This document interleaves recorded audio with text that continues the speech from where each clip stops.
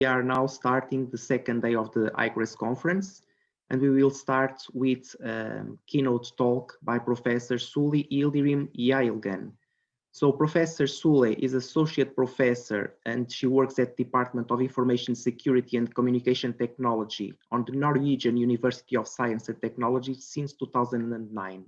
She received an MSc degree in computer engineering in 1995 and a PhD in artificial intelligence and computer science in 2002. She has worked more than 25 years in academia and served as head of the department between 2005 and 2009.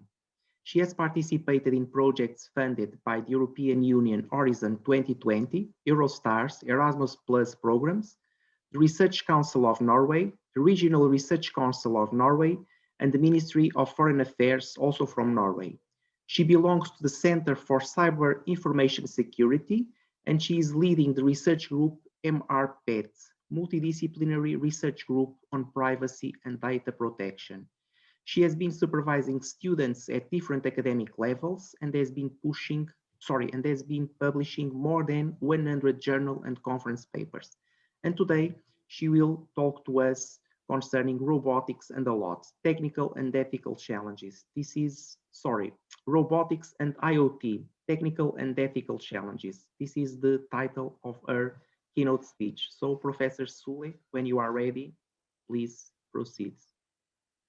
Thank you so much for the introduction, Manuel. So I hope everybody hears me well, and good morning, good afternoon, and even good evening to everyone. This is a talk for 1 hour, so please let me know when I'm approaching to the end of the hour. As the title of the talk is announced already, the talk is about robotics and AI of things, and I will have a focus on technical and ethical challenges. I come from Norwegian Information Technology and Electrical Engineering Department, and you see the focus areas of the faculty.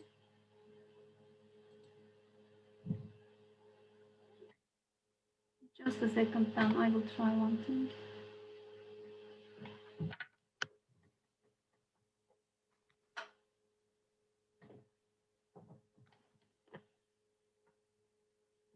Is that better now? Well, I still continue to hear some noise on the background, but for me it is not very loud. So I don't know what about the colleagues, the other attendees. Yeah, we can hear it slightly, but I think it's manageable. Yes. Yes, we can hear well. Hi, Sule. Hi. So I continue, and if it gets disturbing, please let me know. So in our faculty, we have some focus areas, and this talk is related to artificial intelligence, autonomous systems, cyber security, and Internet of Things. And I lead the research group called Mr. PET, which was established approximately a year ago. And this is a multidisciplinary research group on privacy and data protection. And in the group, we focus mainly on handling sensitive information, which is provided by ordinary human beings and belongs to humans. And the information is processed by information systems related to law enforcement, smart infrastructures, health, education, and out of the processed sensitive information, more sensitive information may be generated. And there are also research teams which work or use sensitive information, and this belongs to the research teams.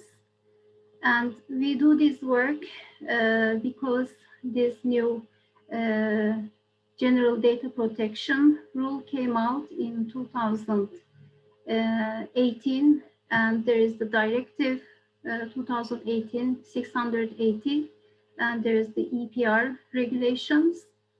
With the research we provide methods, frameworks, and we also are seeking for international cooperation.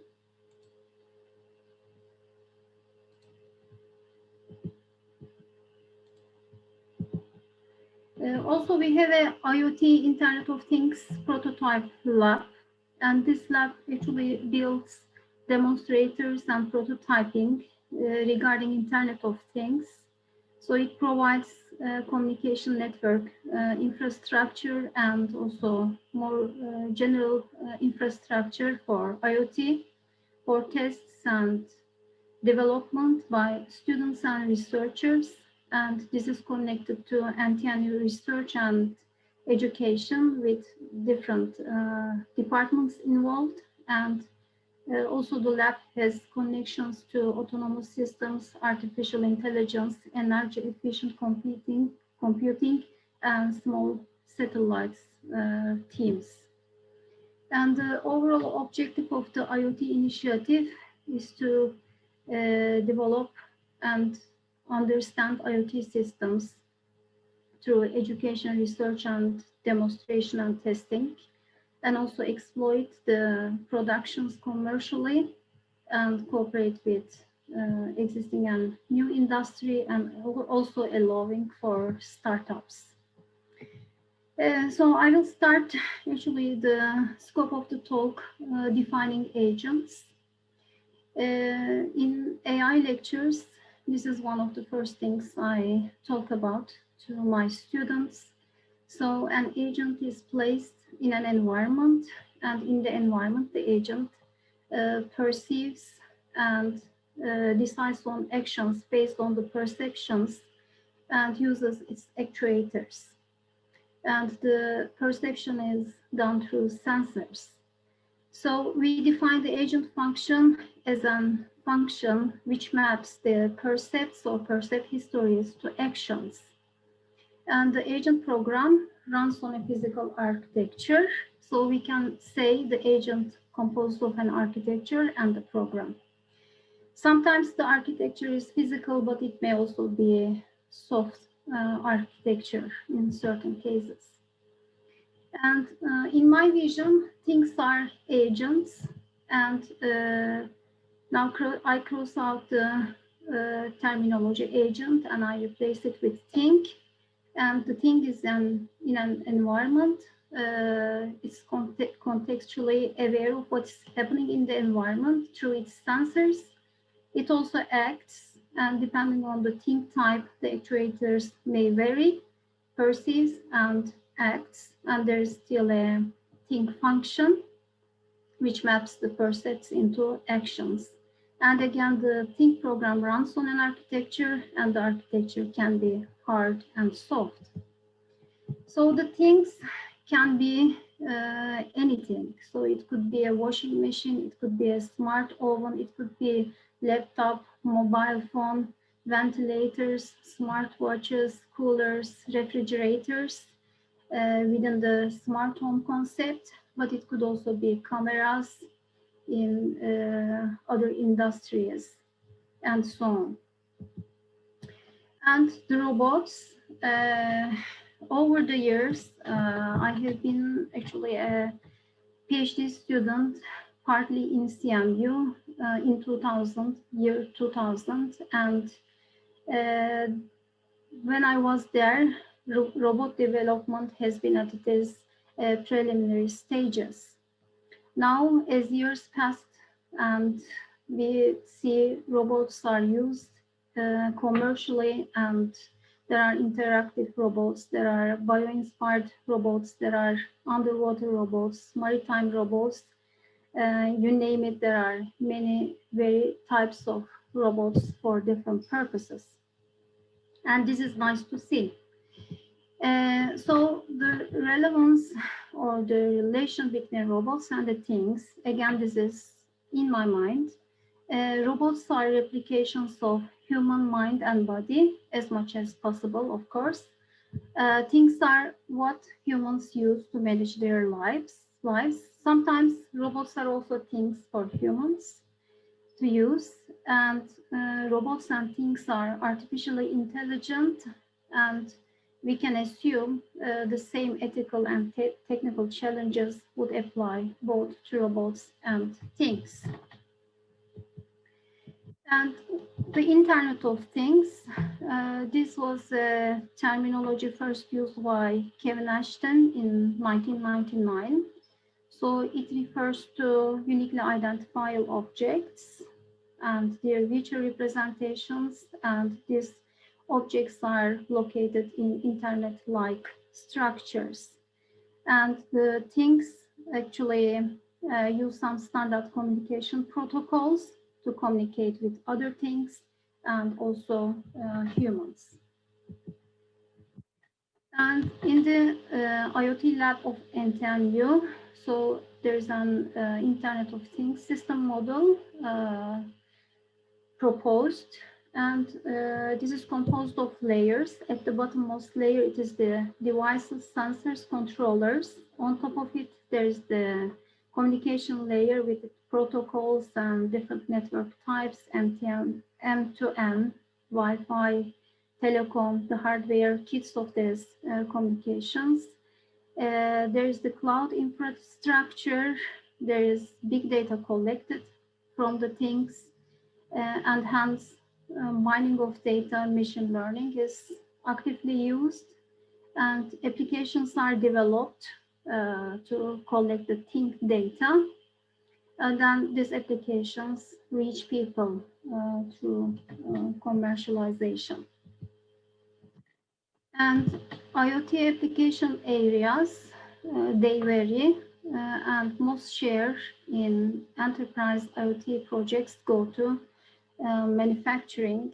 Next is the transportation, mobility, and with different shares, energy, retail, and so on is taking their parts. So then AI of things, that is the artificial intelligence of things, represent artificially intelligent and connected things, and the interaction between people and things and among things themselves.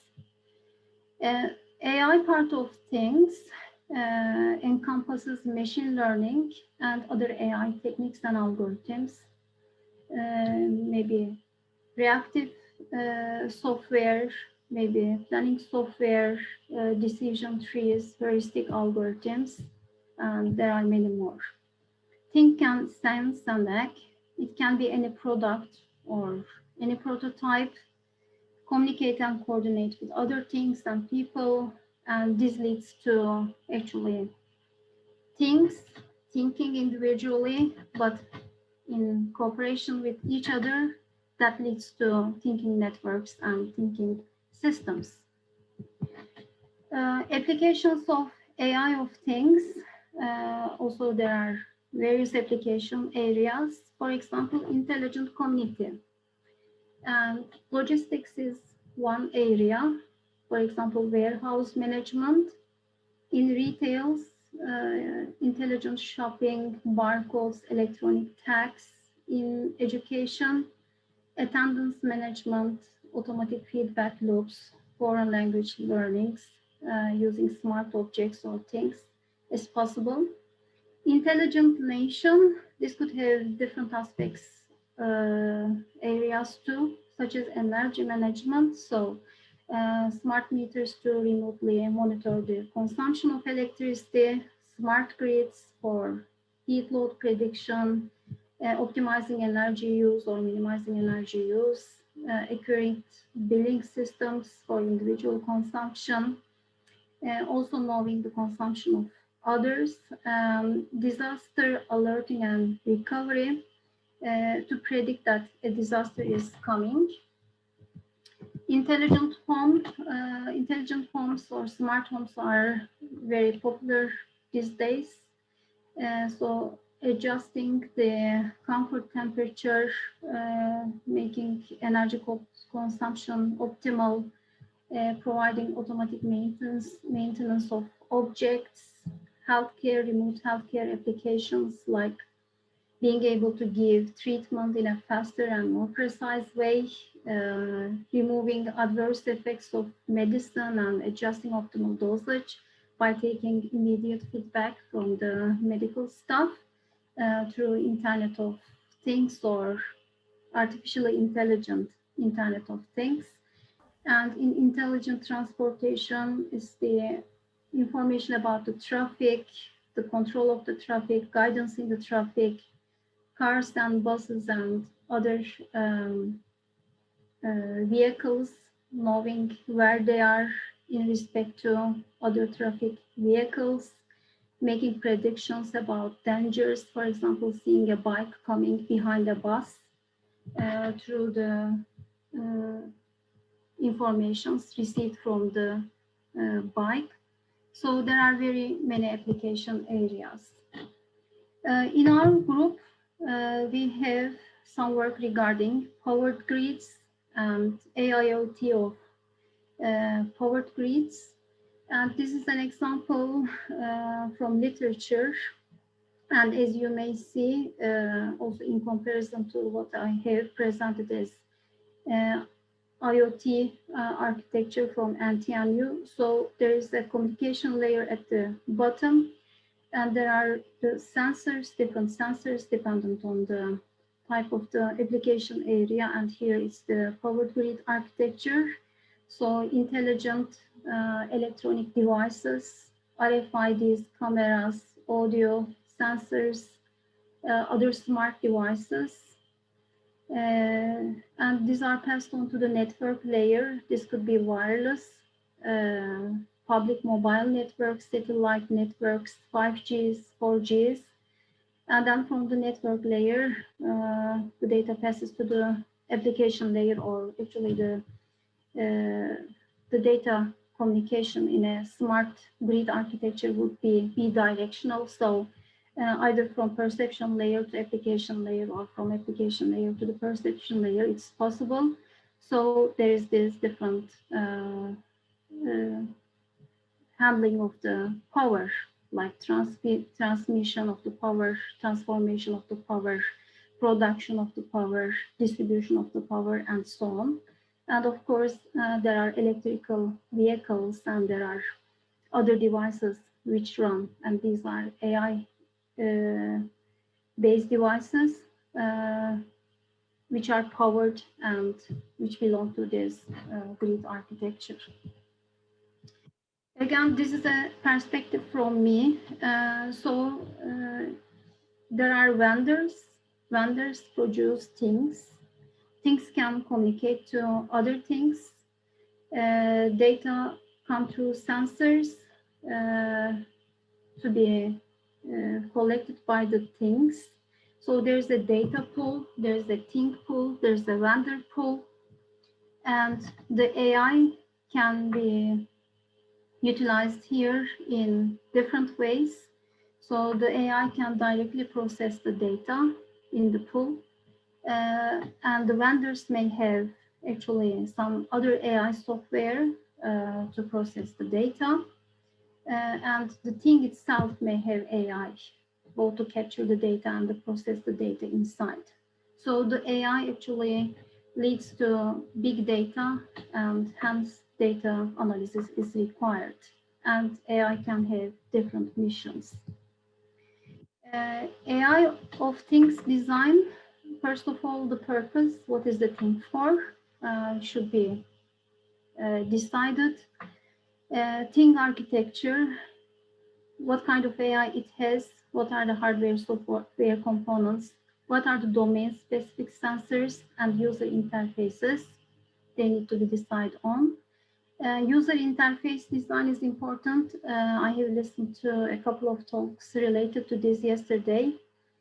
Human and thing interactions, they can be developed in such ways that the users actually interact with the thing in a smooth way, and what the thing presents is easily understandable by humans. Things can be personal assistants in that manner, like Alexa, Siri. And there are, of course, sensors which are domain specific, for example, smart speakers for personal assistants. There are very many vendor companies.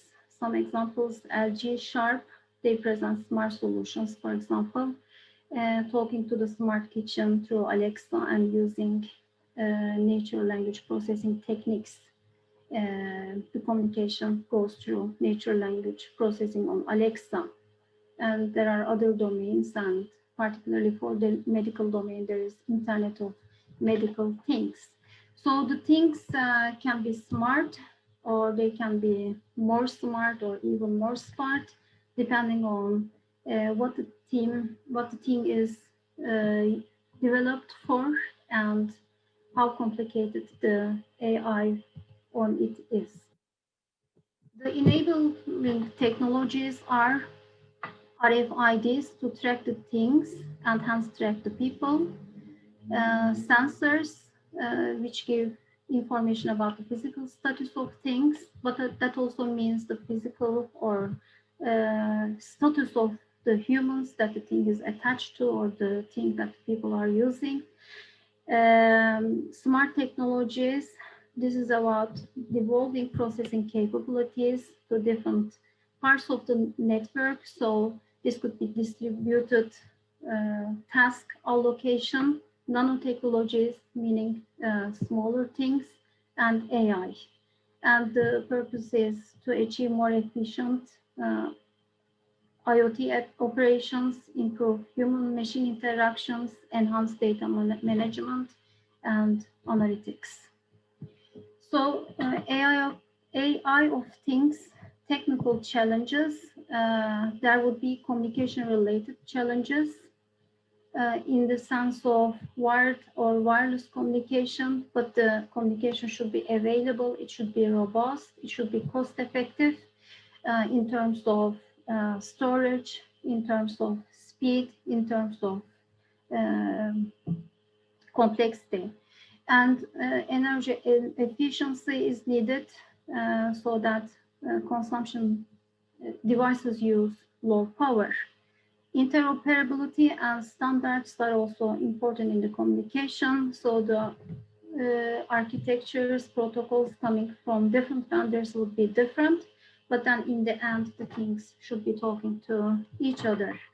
And we are actually currently cooperating with IDEMIA. It's an identity management company on a framework called OSIA to develop an interoperable identity management solutions.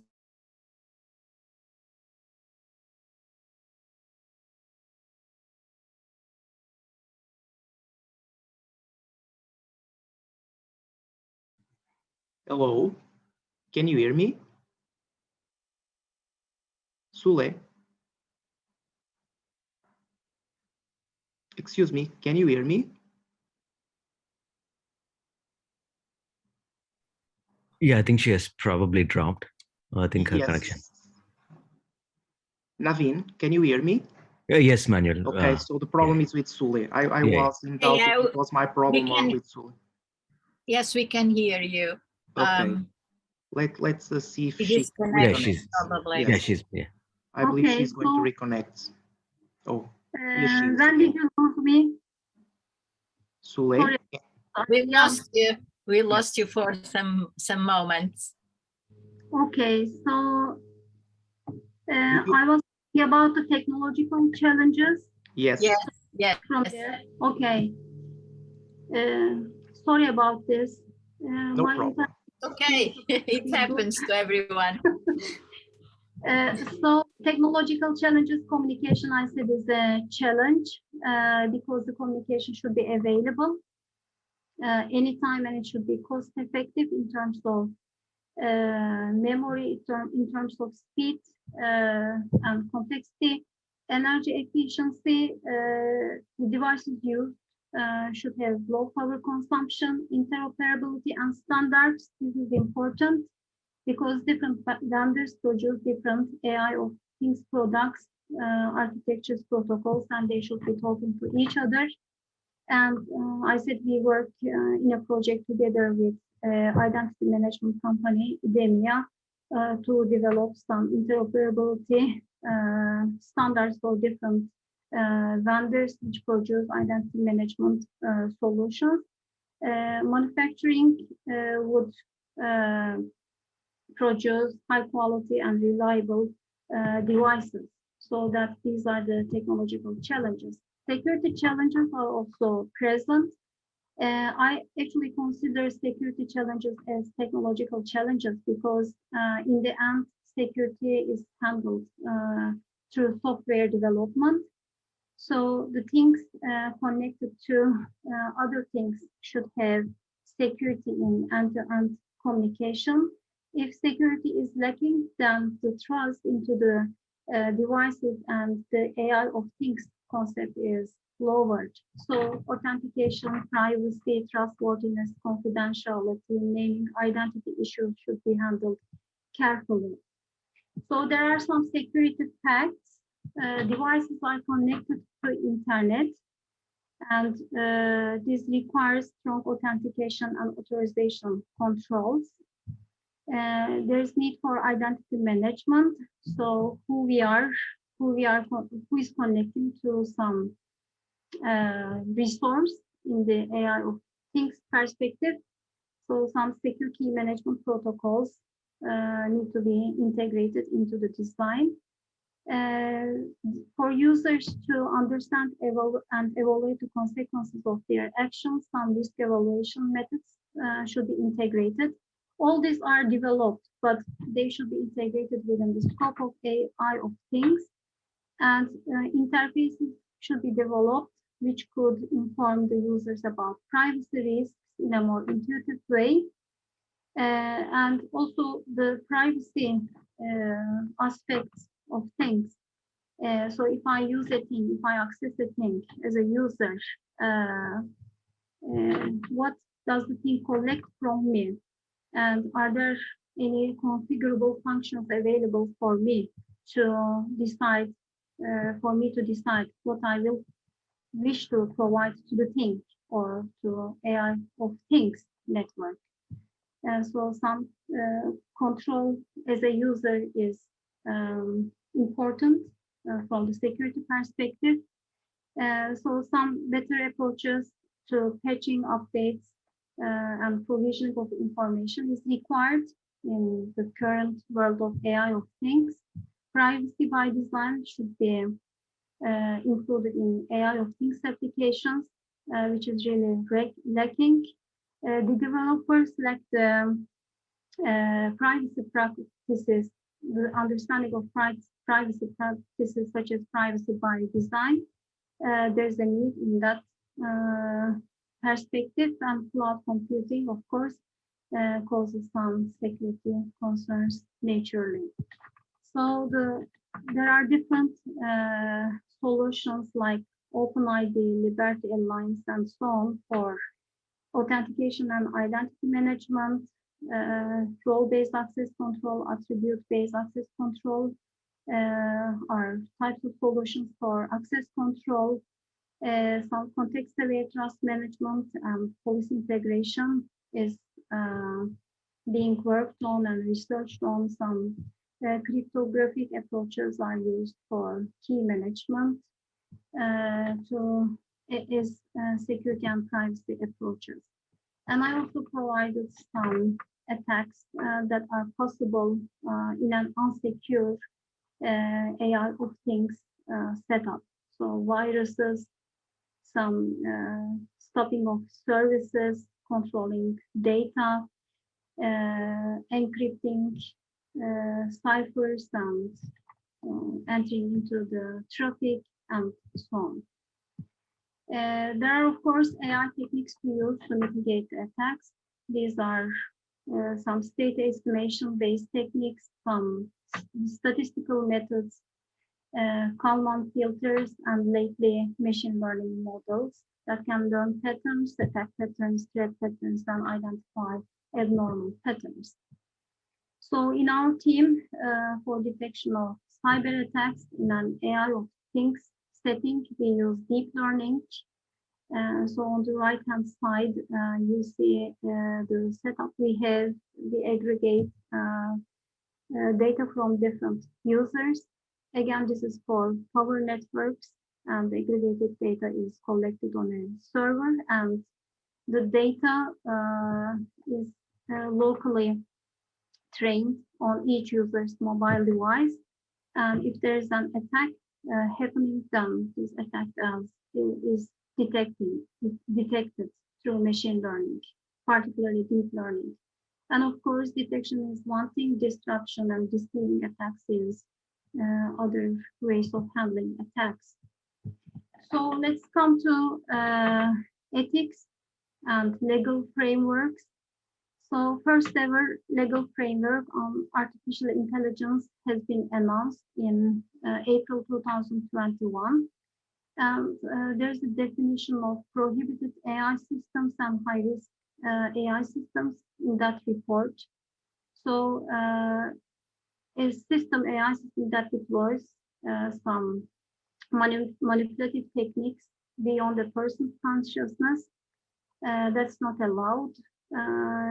Exploiting vulnerabilities of a person or groups of persons, that's not allowed. Classifying trustworthiness of persons, which is called social scoring, that should not be done. That must not be done.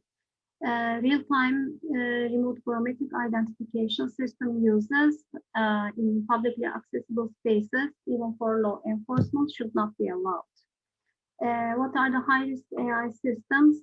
Those are the safety components of products, and those are also systems like, or things think networks like calculating credit worthiness, collecting biometrics and identifying people and components of critical infrastructures. And the ethical values and hence challenges. So I listed some ethical values here: respect for human dignity, non-discrimination or equal treatment of persons, transparency, respect for privacy, and so on. So I will start with human dignity. Human dignity is to respect people for whom they are. And in that sense, this is regarding humans respect humans. But since we are talking about robots and AI of things, then neither robots nor things should avoid this principle. They should comply with this value, and no one should be disrespected, must be disrespected with their interactions with robots and things. So we have some work going on where we identify these ethical values, and we do work on use cases, and we do some impact assessment, and we provide some solutions of how to deal with ethical values. And particularly this work is regarding border crossings and hence regarding border control use case. For example, human dignity, it's a value. It is in Human Rights Charter and GDPR frameworks mentioned or referred to in different articles. And this could relate to travelers with special needs and categories. So people with scarf, people with missing fingers, when we work with these people while they are crossing the borders, the human rights should not be neglected. So there's a need for being transparent to the person to explain why biometrics is being collected. And there should be some additional solutions. For example, when a person is not able to provide a fingerprint due to a missing finger, so some other biometrics like iris, face should be possible to collect from the person instead. There is a newly published book, Rage Inside the Machine by Robert Elliott Smith. And this book also gives some examples of how actually people's people are manipulated, and it refers to the morals of also machines. So it's a good book to refer to in this sense. Another ethical value is non-discrimination, equal treatment of persons. There is a YouTube video related to this. I will not run it, but there is soap dispensers developed, and they give soap. The dispenser in the video gives soap to a white person, but it doesn't to a colored person, dark colored person. And I don't think this is done intentionally, but in the end, this happens. So the development of products should be done in a careful way to apply with the principle of non-discrimination and equal treatment of persons. We are working also in a project. We have completed working in a project. This is a project funded by Horizon. It's smart mobility at the European land borders, and we have been leading a work package on ethics, legal issues. And the principle behind the structure, the infrastructure developed in this project does not really include IoT or AIoT. However, we have RFID tags, we have cameras used for biometrics collection, we have tablets used, mobile devices used for registering traveling information, and so on. And all this information goes into the infrastructure, into different software. And we had a focus on non-discrimination at border crossings. So humans should not be discriminated due to their age, gender, nation, ethnicity in any time for any reason. Again, design and implementation of robots and things should comply with this value. And RFID tags, surveillance cameras, biometric collection devices, machine learning and AI-based software, whatever it is, should not make any discrimination among people due to nationalities, genders, and anything else. So another value is transparency.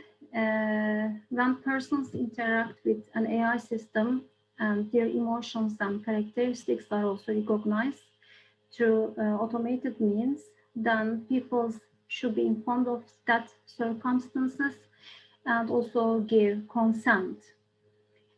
So now currently we are involved in another European Union project called METICOS. And this is about developing a platform for monitoring and prediction of social impact and acceptability of modern border control technology. And here we do actually collect, it's a project that started in last September. It's rather a new project, but still we collect data about people and do some sentiment analysis. However, this should go with consent from people, and also there should be no discrimination among people when we do such analysis. And there is also do no harm principle, and this is about not exposing people to additional risks through our actions. And I have been recently involving in a workshop, and this is a slide from that workshop presented by Santiji.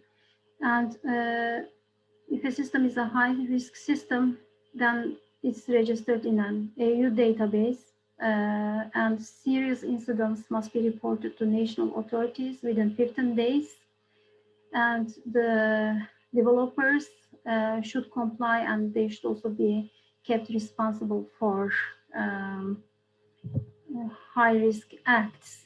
And consequently, blacklisted AI receives fines up to 30 million euros, high-risk AI up to 20 million euros, and incorrect, incomplete, or false information may receive fines up to 10 million euros. Another ethical principle is respect for privacy. Data privacy relates to collecting and processing personal information. This statement is about customers, but this could be generalized. So customers or people have security and confidentiality respects, and collection of data should align with those concerns. After GDPR was announced, that is General Data Protection Rule in Europe, so personal data should be protected.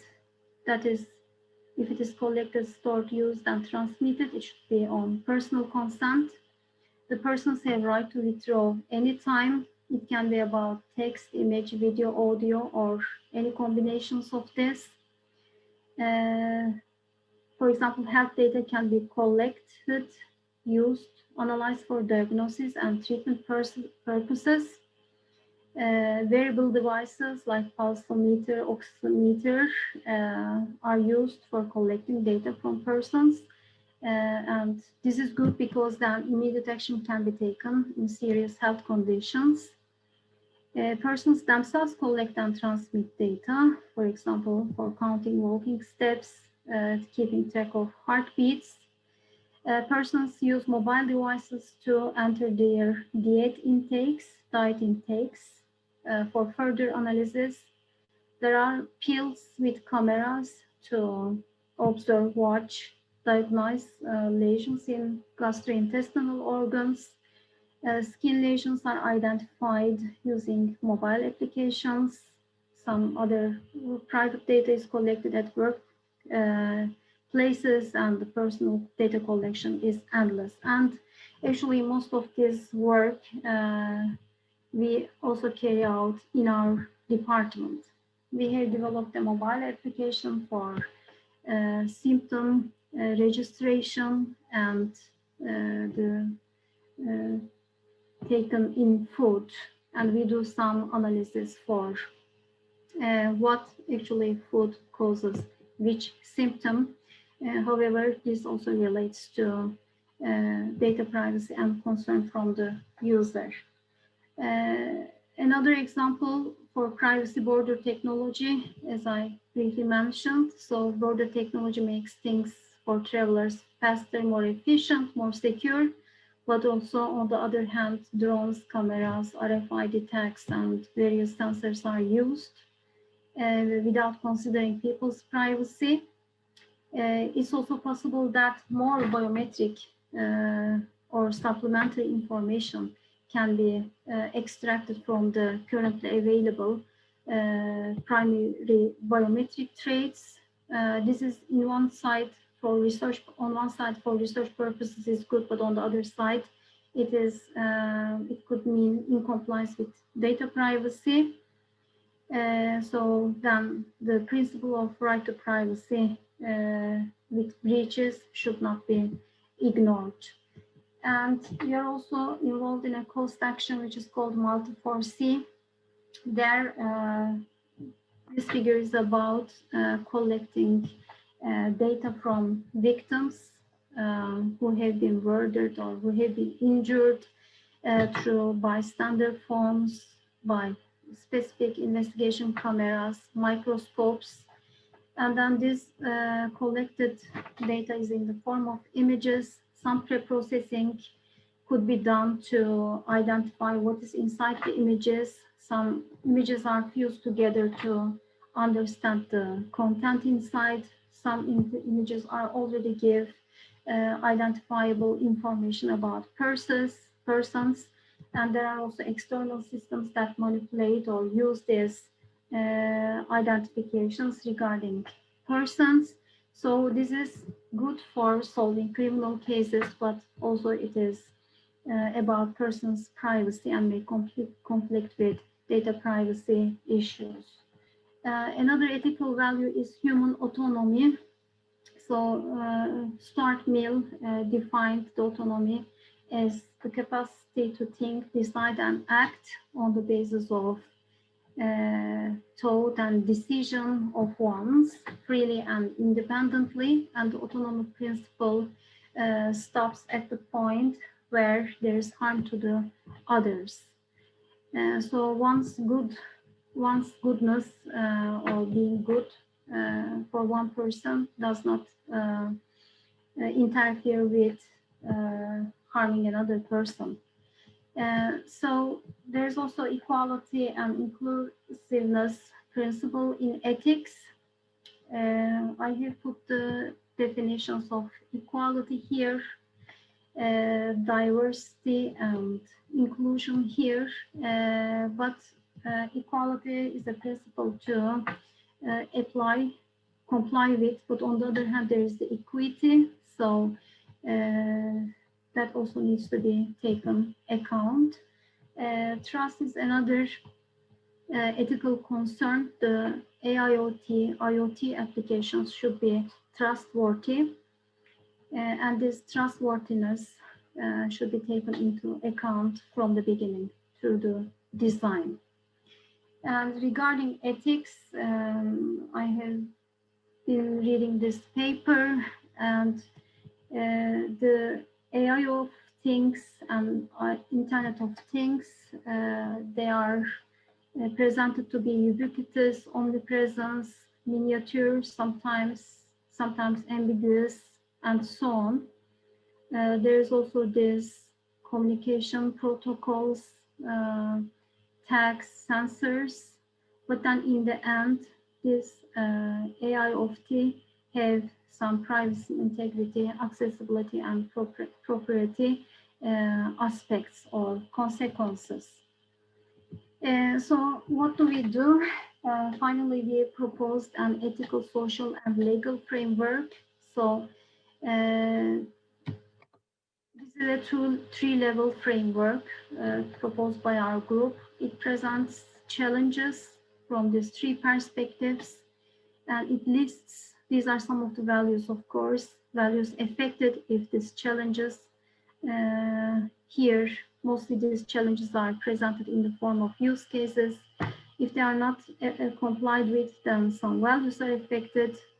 And then if those values are likely to affect the system, then what is the vulnerability in the system?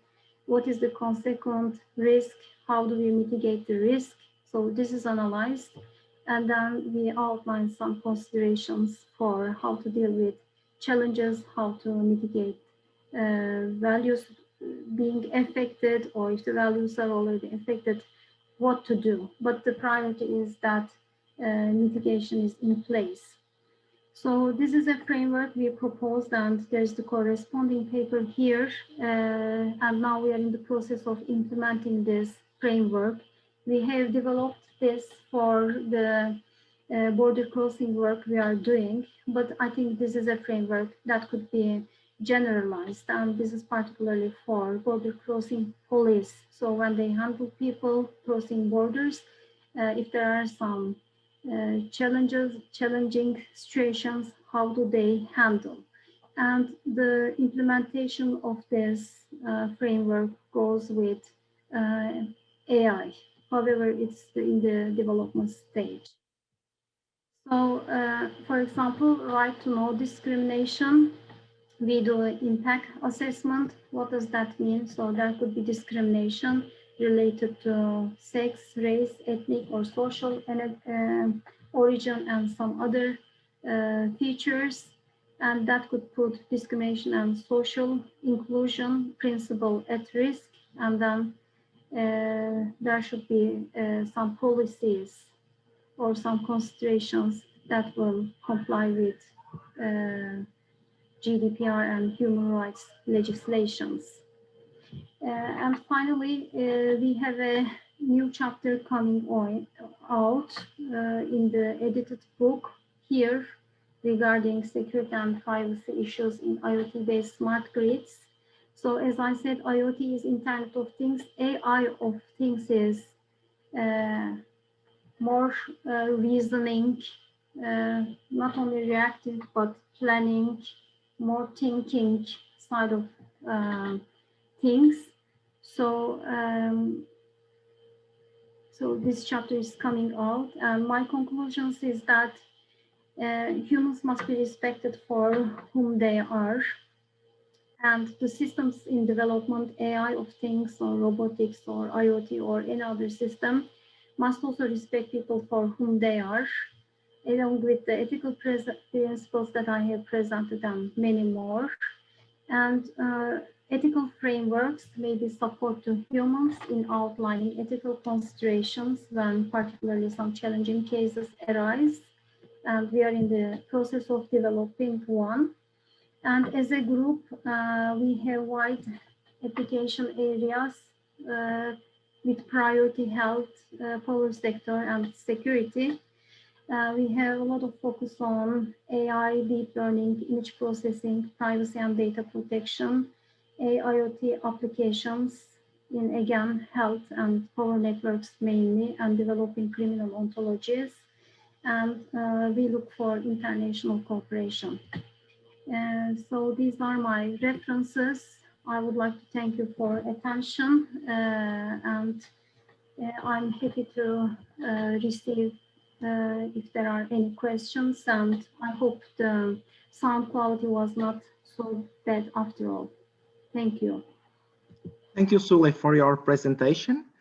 I don't know if colleagues have any question, any doubts, want to present their perspective on any of these topics. Is there any question? I have here one question, more like a discussion. You presented the slides. It was, I wouldn't say one of the first slides, but it was around slide number 10, on which you presented the trends on IoT applications. And I noticed that there was a decrease in the IoT applications for cities. And that's, yes, that's the slide that I was mentioning. And for me, it was a surprise because even one of the sustainable development goals from the United Nations, I believe it's sustainable goal number 11, it's to have sustainable cities and communities. And I'm reading some stuff on this, and I was expecting that the number of IoT applications for cities would increase. Is this any way related to these problems of ethics and associated problems? Because if we have IoT applications for cities, we can collect lots of information on people and on their behavior. Is there any relation, or is this just some, let's say, technological issue or no interest on the part of people? How do you see this? From my perspective, this is something that I collected from this IoT analytics from this website. But from my perspective, I think data privacy and security, there's some growing interest in there. However, from the ethics perspective, still people are not taking ethics as seriously as we would like it to be. So smart city, I think, is a big concept, and it has some subparts. For example, energy, transportation, and manufacturing, e-government. So I think, in a way, smart city concept or IoT or AIoT is not growing there, but subcomponents like transportation is increasing, manufacturing is increasing. Those are increasing. Energy is increasing, and we have, I did not have much time to include many of the other things we do, but there is, for example, in Norway, a lot of interest in working towards IoT in the energy sector, and we cooperate with one of the major companies in Norway, Statnett, to look into cybersecurity, privacy, ethics, the frameworks around for the power sector. So I think that may be the reason, but I don't think that is really, at least consciously, I could see it that is related to ethics. I think people are more worried about privacy and security now than before, particularly after GDPR, but still there's need for conscious effort to think about ethics and see the reflections of ethics in what they do. Yeah. Okay.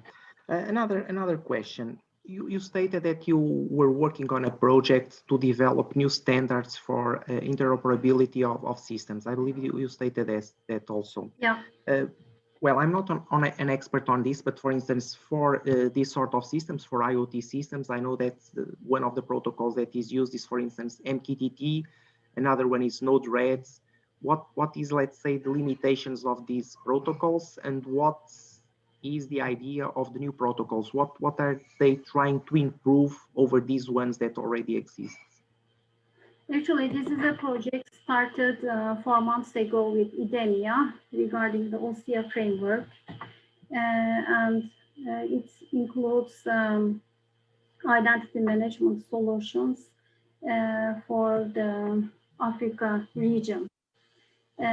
So we are at the stage of looking at the products at the moment.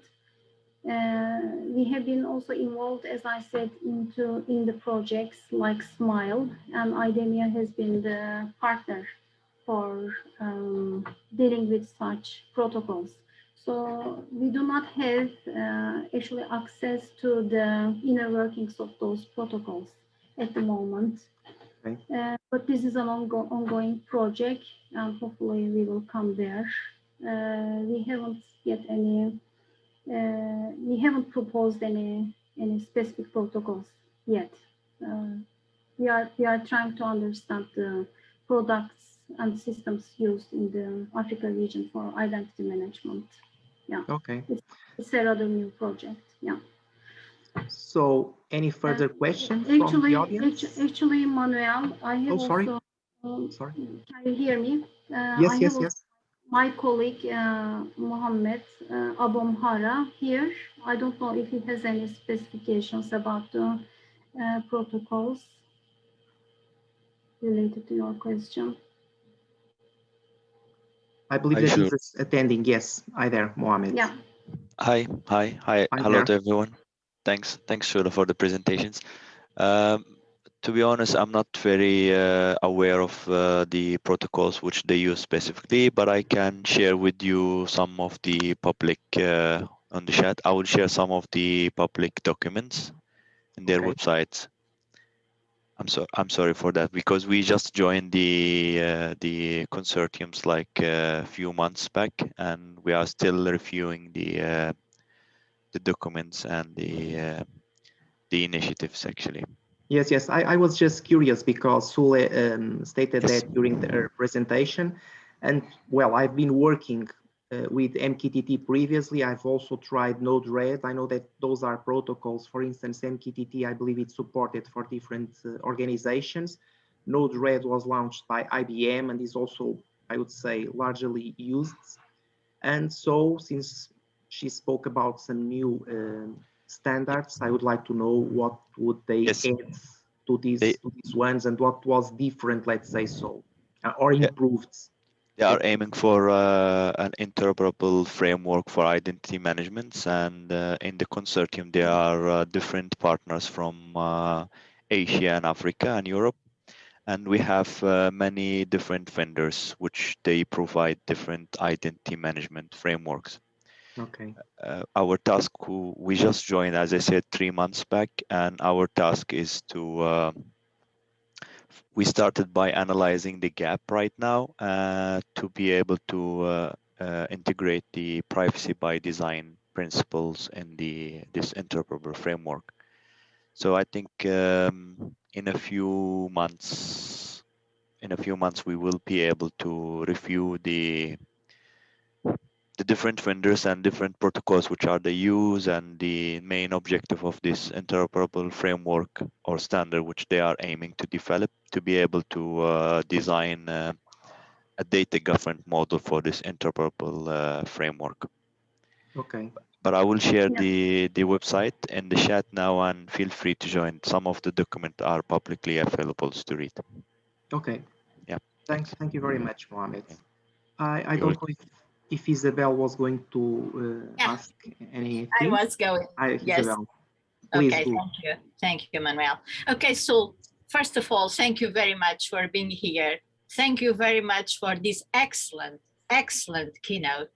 I was absolutely overwhelmed, that's the word, because you have just presented a holistic building, the thing, I think, and I've been so keen on defending all since a decade or more ago. That's the epistemological framework for artificial cognition, and and how essential it is that we share this common framework so that we can view all these concerns about ethics, about social impacts in the right perspective.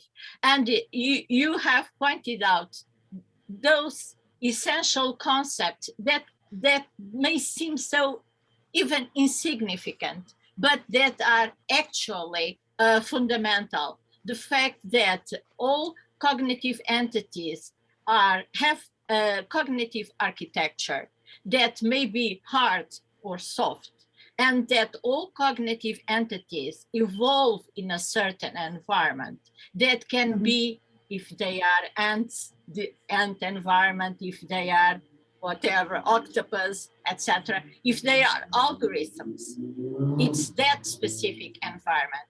If they are algorithms, they have a domain-specific environment. And if these things are conceived in this way, I think a lot of problems are going to be better solved and more coherent solutions find out. Because the fact that our human environment has been progressively populated by these artificial entities, these things whose worlds partially overlap with each other's, so that they can share the knowledge of the intended knowledge, and so that they can interact with us, and all the problems that may emerge of the fact of this artificial cognition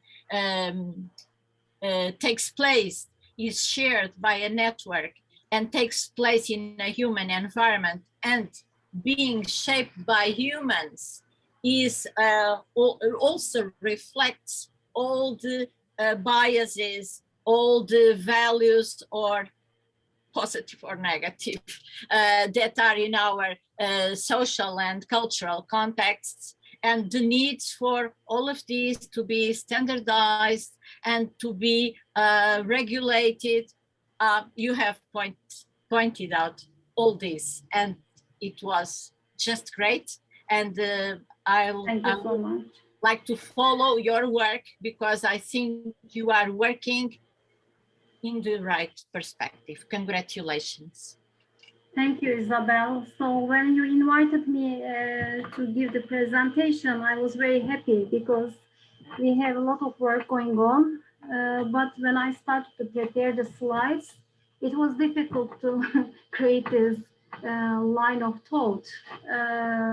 So where to start from, where to begin with. And I think this agents, entering from agents and seeing things as cognition, I think it solves a lot of confusion to begin with, and then the rest came quite easily. And it was a matter of connecting this idea of agents and network of agents to different things we are doing. But we do really a lot of work on different areas from different perspectives. So I try to give some flavor from different things we do. So I'm very happy to hear that you like it. Yeah. Because everything is very correctly interconnected, and we can see perfectly well how from these fundamental existential bases, all the very complex issues related to having artificial entities interacting with each others and interacting with us in our human world, how these problems emerge in our societies and how they have to be viewed and accommodated according to the specificity of the society and societies, and according to the specificity of the end users. And this was very, very well, it was very clear and very well highlighted. Thank you very much. Thank you too. Thanks for inviting me. Thank you. Thank you. Okay, thank you both. I don't know if there is any further question. If not, I would like to thank Professor Sule for this interesting presentation. Isabel has, in my opinion, already stated that it was very interesting. And we would now proceed to the next presenter, which is, I believe, Michael Giancola, and will present his work entitled "A Solution to an Ethical Super Dilemma via Relaxation of the Doctrine of Triple Effects." Hey, thanks, Manuel. Okay, hi there, Michael. So please, when you are ready, it may start, okay? Sure. Okay, so you can see the slides? Yes, I can see it and I can hear you perfectly well. Awesome, thanks. Okay, so yeah, my name is Mike Giancola. I'm a PhD student here in RPI and a member of the RARE Lab, and I'm advised by the second author, Professor Selmer Brings-Jordan. So I'll start by outlining our sort of trichotomy of ethical dilemmas, which is essentially just an increasing set of more challenging ethical dilemmas. And so I'll go through what each of these are, what classifies them, and then an example of each. And I want to specify too, for context, for those of you who aren't as familiar with our work, we're generally interested in creating AI agents which can solve these dilemmas. So not just purely doing ethics and creating ethical principles, but also mechanizing them in formal logics, and then creating AI agents that can reason with those logics in order to prove things and verify things about these dilemmas. Okay, so to start, we have simple ethical dilemmas are the simplest of the trichotomy. So simple ethical dilemmas can be solved by state-of-the-art automated reasoning and planning, but don't necessarily require more sophisticated principles. So one example of this is the Heinz dilemma, which is attributed to Lawrence Kohlberg. So it goes roughly as follows. So there's a woman who's near death, and there's one drug that might save her. There's a druggist in town, and he produced a drug which could save her. It only costs him $200 to produce, and he charges a huge markup, and it costs $2,000 to buy from him. So Heinz is this woman's husband. He doesn't have enough money. He goes to everyone in town. He does a ton of work to try to get the money together, but can only get around $1,000 together. So he goes to the druggist and says, I have $1,000. I'll try to get the rest of the money together, pay you later, but my wife's going to die. I need the money, or I need the drug now.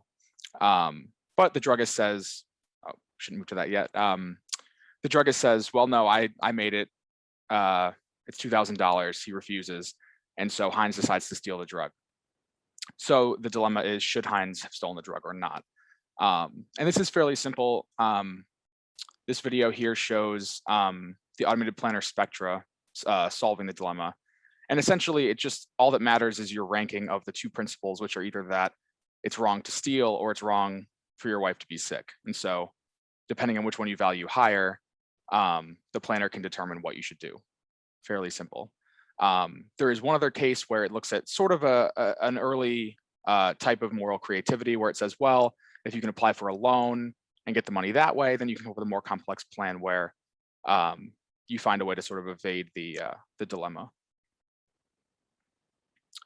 Okay, so now second in the trichotomy are standard ethical dilemmas. So these, in addition to automated reasoning and planning, require sophisticated ethical principles to solve.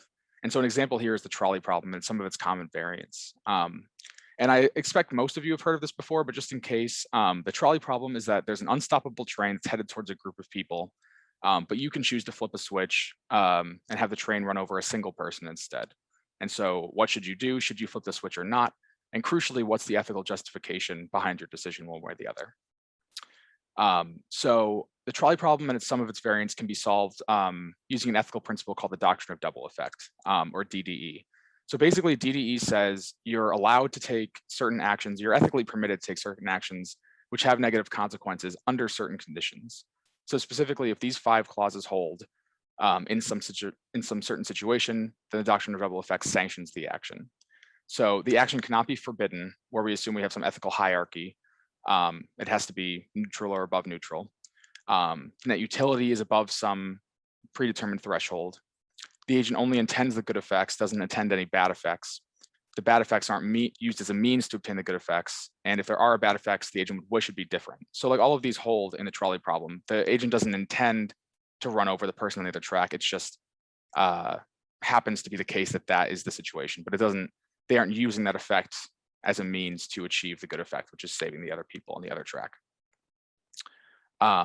So this was shown in this IJCAI paper here by my co-authors back in 2017. So if you're interested, take a look at that. And so finally, we move to ethical super dilemmas, which essentially are just those which cannot be solved by any existing ethical principles or automated reasoning technology. So they're out of reach of these current methods. And some can even require some sort of moral creativity. And I'll get into more of sort of what I mean by that later in the talk. So the example we consider in our work here, we call Jim's dilemma, which is attributed to Bernard Williams. So the dilemma is this: there's a man named Jim who's out on a botanical expedition, and he accidentally stumbles upon a militant group where there's a militant group which has captured some rebels in some kind of situation. And Jim talks to the captain. He explains he got there accidentally. He's there as a scientist, whatever. And the captain says, well, this is a special occasion for us. I'll let you shoot one of the rebels. And if you do, as a special mark of the occasion, the other rebels will be let off. But if you refuse, then there is no special occasion and I'll shoot them all as I planned to do originally. So what does Jim do? Either Jim shoots one and the others get off free, or he doesn't and the captain shoots them all as he previously planned to. And so crucially, this is different than the trolley problem because the action that Jim would have to take is murder, which is ethically forbidden under any reasonable ethical hierarchy. Okay, so as I said, as what's required for our conception of ethical super dilemmas, there's no, as we understand it, there are no previously existing ethical principles that could be used to sanction any decision in this dilemma. So, but in our efforts to solve it, we move towards the doctrine of triple effect, which is essentially a relaxation of the doctrine of double effect, which I presented just previously. The bolded parts here indicate the differences between DDE and DTE, which are essentially that DTE distinguishes between what are called primary and secondary intentions. So it basically says it's okay to intend a bad effect so long as it's secondary. And it's okay to use secondary intentions as a mean to obtain good effects as long as they're not primary intentions. And in the interest of time, I'll leave out the formal definitions of primary and secondary intentions, but it's fairly intuitive in the context of this example. So in Jim's dilemma, Jim's primary intention is to save as many hostages as possible. And if he chooses to shoot a hostage to achieve that goal, that would be a secondary intention. He doesn't want to shoot anyone, but if it might, he is considering it in order towards achieving his primary intention, saving as many people as possible. However, we're still out of luck here because the first clause, C1, is present in both doctrines, which is that the action cannot be forbidden and the action of murder is forbidden by any reasonable ethical hierarchy. So Jim is still out of luck here.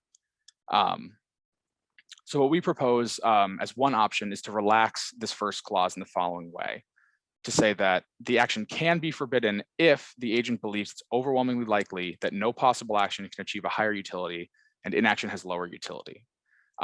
So we work under the assumption that, this is trying to model real life, so there's no certainty in some of these decisions that the agent has to make, but they have to have some qualification of their beliefs, the uncertainty of their beliefs, and it has to reach at least the threshold of overwhelmingly likely. So now with this relaxation, I'll present sort of two different ways that we could adjudicate this dilemma. So if Jim believes his only actions are shoot or don't shoot, he has no other choices, And again, he believes it's at the level of overwhelmingly likely that there's nothing else he can do. Then DTER would say, okay, you can take the shot then. But what we'd really like to propose is that what if we had some morally creative agent which could devise another action to negotiate? Perhaps Jim knows of something that the captain needs, which Jim could provide in exchange for handing over all of the hostages.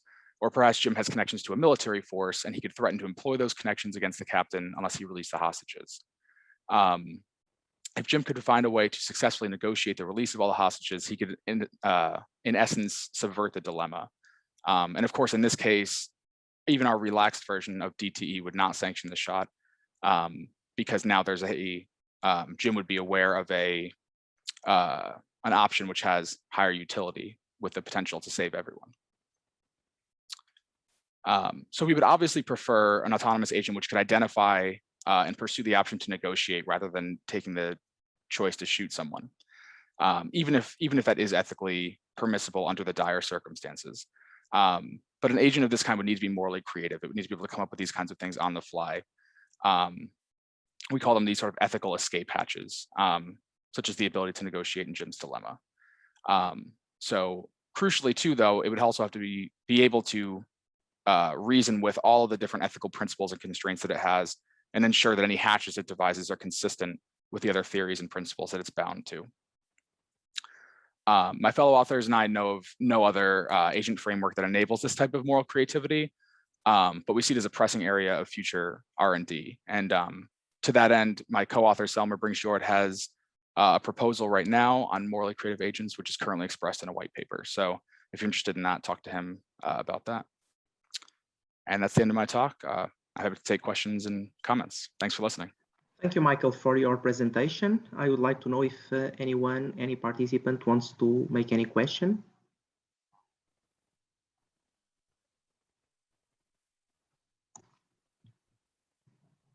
Okay, Selmer, please.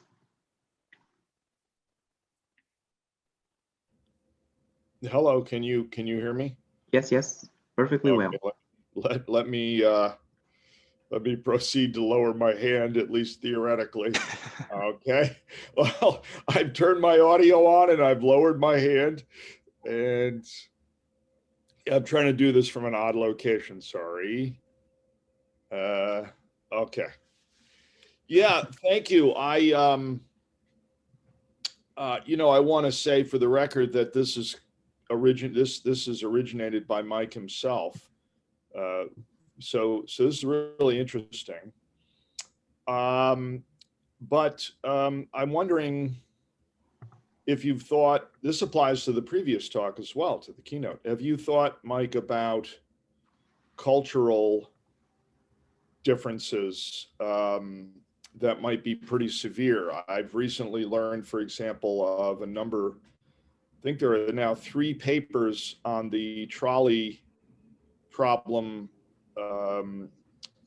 where the idea is to put ethics inside a machine, but a Chinese machine, specifically a Chinese robot following Confucian ethics. And the authors insist that the doctrine of double effect is not appropriate because roles in society are super important for Confucius, and your role dictates ultimately, maybe not always, but what you ought to do, etc. Do you see any issues with the direction you've introduced in light of cultural ethical differences?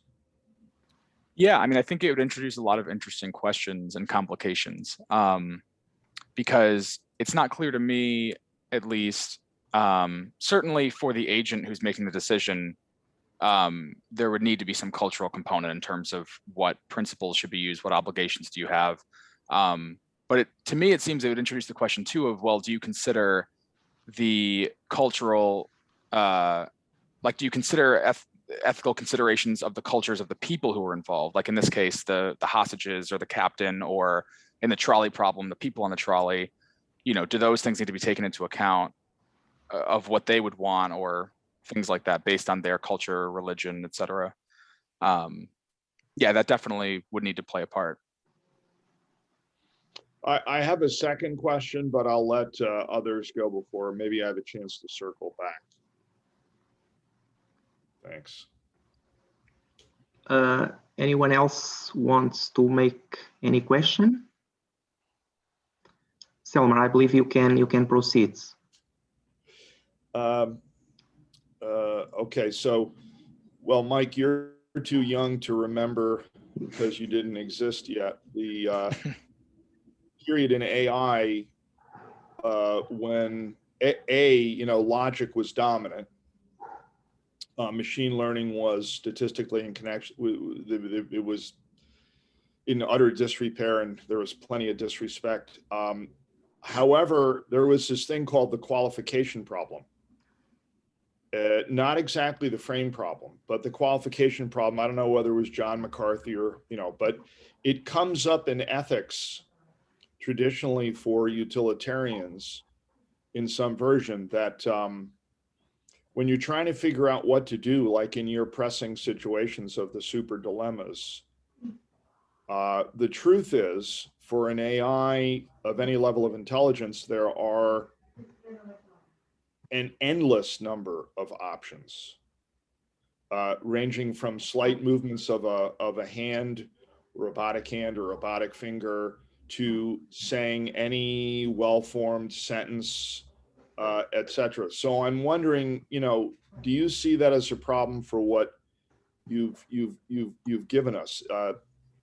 Because won't the creativity have to range over an infinite number of options? And how's that going to be sorted out?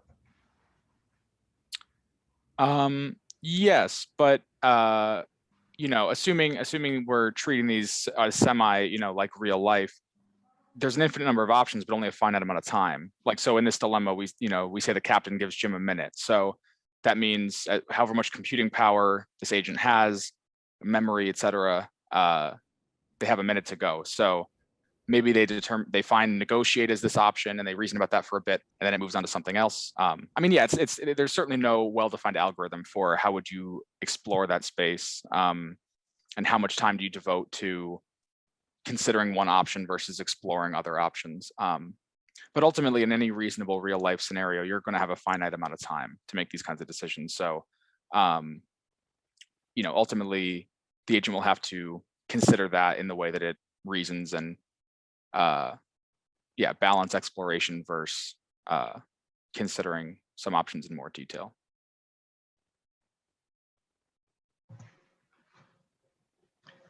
Okay, Michael, thank you very much for your presentation. For me, it was interesting. So I'm an engineer, so this is always mind-blowing for me. Anyway, it was interesting. Thank you very much. Thank you. Now we are going for a short break. I believe we still have time for at least a 5-minute break. And then we will be back with the next session, Data Analytics, a tool for development, the technical, ethical, and legal complexities. So see you all in 5 minutes. Bye.